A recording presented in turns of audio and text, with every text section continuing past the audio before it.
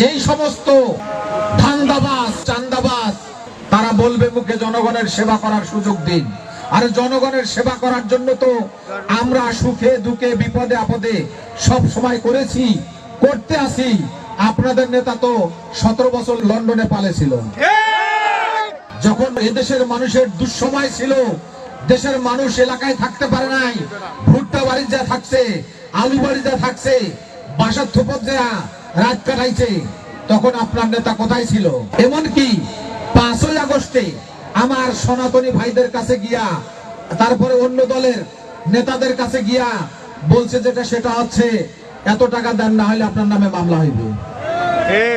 যারা মামলাবাজি করে, যারা চাঁদাবাজি করে, মামলা নিয়ে মানুষকে হয়রানি করার নাম করে টাকা আত্মসাৎ করে, তাদের কি পদক্ষেপ হতে পারে এলাকার জন্য সেটি আপনার আমার সবার জানা আছে।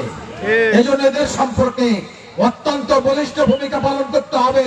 এদেরকে কোনো ছাড় দেওয়া হবে না।